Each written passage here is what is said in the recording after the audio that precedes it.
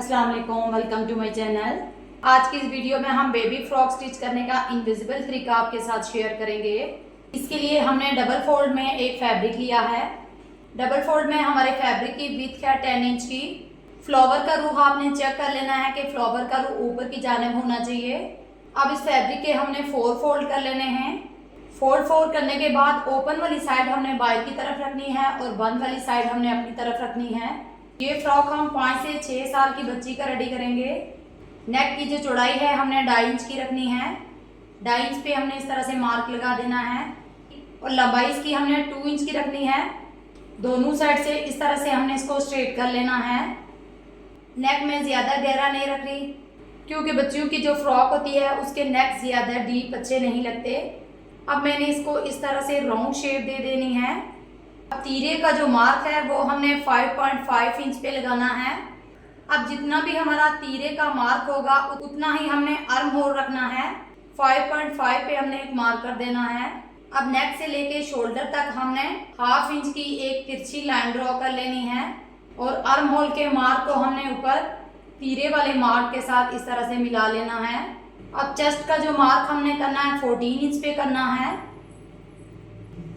और इस तरह से इसे स्ट्रेट कर लेना है और स्केल रख के इसको भी हमने स्ट्रेट कर लेना है। अब आर्म होल को हमने इस तरह से राउंड शेप दे देनी है। अब यहाँ 1/2 इंच से हमने बॉडी की राउंड में शेप देनी है।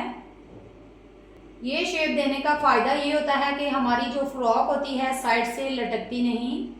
ये देखें किस तरह से मैंने इसकी शेप दी है। ड्राफ्टिंग हमारी कंप्लीट है। अब हमने इसकी कटिंग कर लेनी है। पहले हमने फ्रंट पार्ट के 2 पीस उठाने हैं और फ्रंट पार्ट के नेक की कटिंग करनी है।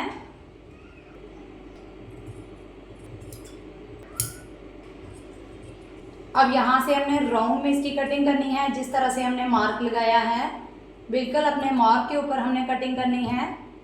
बैक पार्ट के नेक की जो हमने कटिंग करनी है 1 इंच करनी है। अब बैक पार्ट को भी हमने कट कर देना है। बैक पार्ट की कटिंग का जो आर्म होल है उनका 1/2 इंच का फैब्रिक हमने ज़्यादा रखना है क्योंकि फ्रंट पार्ट की थोड़ी सी डीप कटिंग होती है जिससे हमारी बॉडी बिल्कुल परफेक्ट शेप में आती है। अब जितना भी हमारा बैक पार्ट का पीस था उतना ही हमने एक और वाइट फैब्रिक कट कर दिया है। अब हमने फ्रंट पीस को रखना है और वाइट फैब्रिक का एक और पीस हमने रख के इसकी भी हमने कटिंग कर देनी है। अब ये हमारे 4 पीसीस हो चुके हैं। अब हमने इन 4 पीसीस को इनविजिबल तरीके के साथ स्टिच करना है। पहले हम फ्रंट के पीस को स्टिच करेंगे। अब ये हमारे फ्रंट पार्ट के 2 पीस हैं जिनका पहले हमने नेक स्टिच किया है। अब इसको हमने इस तरह सीधी साइड पे टर्न कर देना है और इसको अच्छे से प्रेस लगा देनी है। इस तरह से प्रेस लगा के इसको फिनिशिंग दे देनी है। ये आप फिनिशिंग चेक कर सकते हैं। बैक पार्ट के नेक के मिड में हमने 2 इंच का इस तरह से मार्क लगाना है और इसे कट कर लेना है। अब हमने इसकी भी सिलाई लगा देनी है। बैक पार्ट के नेक की सिलाई भी हमने लगा दी है। अब इसे भी हमने इस तरह से सीधी साइड पे टर्न कर लेना है और इसे अच्छे से प्रेस लगा देनी है। प्रेस लगाने के बाद इस तरह से हमारे बैक पार्ट की शेप आएगी। फ्रंट और बैक के पार्ट को इनविजिबल तरीके के साथ हमने स्टिच कर लिया है। फ्रंट नेक और बैक नेक को हमने टॉप की स्टिच लगा देनी है। फ्रंट और बैक की टॉप स्टिच भी हमने लगा दी है।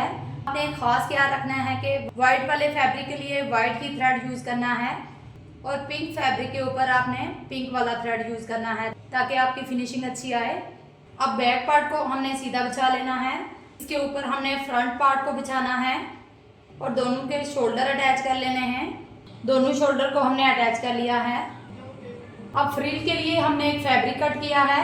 इसकी लेंथ है 16 इंच की और विड्थ है इसकी 50 इंच की। अब इस फ्रिल के फैब्रिक को हमने एक रफ स्टिच लगानी है और इसके एक धागे को हमने इस तरह से पकड़ना है और सारे फैब्रिक को हमने इस तरह से चुनट डाल देनी है और चौड़ाई में हमारी जितनी भी बॉडी है उसके हिसाब से हमने इसकी चुनट डाल देनी है। चुनट्स हमने डाल दी हैं। अब हमने बॉडी को इस तरह से रखना है और इसकी फिटिंग की सिलाई लगा देनी है और फ्रिल के फैब्रिक को हमने इस तरह डबल फोल्ड करना है और इस साइड पे हमारी ओपन साइड है, इस साइड पे हमने एक कट लगा देना है और बॉडी को हमने डबल फोल्ड करना है और इसके मिड में भी हमने कट लगा देनी है। साइड से स्टिच कर लेना है, यानी फ्रिल को हमने बंद कर लेना है साइड से। सिलाई वाले फैब्रिक को इस तरह 1/2 इंच अंदर की तरफ फोल्ड करना है और इसको राउंड में स्टिच कर लेना है। फ्रिल को हमने टॉप की सिलाई लगा दी है। अब हमने इसे बॉडी के साथ अटैच कर लेना है। फ्रिल को हमने बॉडी के साथ अटैच कर लिया है। फ्रॉक हमारी कंप्लीट रेडी हो चुकी है। मजीद इसी तरह की अच्छी अच्छी वीडियोस मैं आपके लिए लेके आती रहूंगी। वीडियो पसंद आए तो लाइक और शेयर करें और इसी तरह की वीडियोस अगर आप देखना चाहते हैं तो हमारे चैनल को सब्सक्राइब करें और साथ में बेल आइकॉन को भी प्रेस करें ताकि हमारी हर नई आने वाली वीडियो की नोटिफिकेशन सबसे पहले आप तक पहुंचे। मुझे दे इजाजत, मिलते हैं नेक्स्ट वीडियो के साथ, तब तक के लिए अल्लाह हाफिज।